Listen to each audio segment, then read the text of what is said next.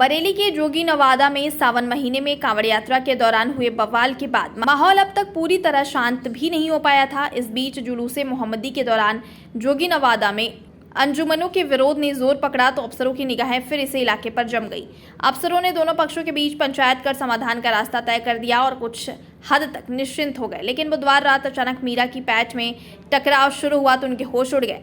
हालांकि फिर भी अफसरों ने बहुत तेजी से सक्रिय होकर बड़ा बवाल टाल दिया। दरअसल मीरा की पैच इलाके में बीती देर शाम करीब 8 बजे कुसुम कुमारी इंटर कॉलेज के पास अंजुमनों को रोकने के बाद भीड़ इकट्ठी हुई तो कुछ ही देर में माहौल काफी गर्म हो गया।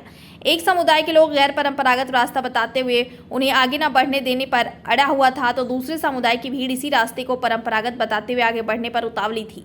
इस दौरान सुरक्षा ड्यूटी में एक सीओ के साथ सामान्य संख्या में पुलिस फोर्स और आरएफ के जवान मौजूद थे, जिन्होंने पुलिस फोर्स और पीएसी के आने तक जैसे तैसे दोनों समुदायों की भीड़ को रोकने के लिए पूरी ताकत लगा दी। विवाद के दौरान गलियों में लोगों की भारी भीड़ इकट्ठी हो गई। कई बार पुलिस और आरएफ ने हल्की फुल्की लाठी हवा में चलाकर पीछे भीड़ को हटाया।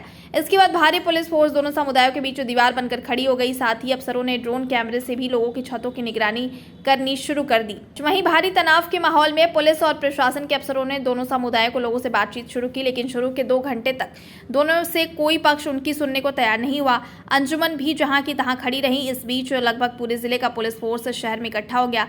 जोगी नवादा में चौकी इंचार्ज रह चुके सीओ रूपेंद्र गौड़ को भी दोनों समुदायों में अच्छी तरह पैच होने के कारण बुला लिया गया।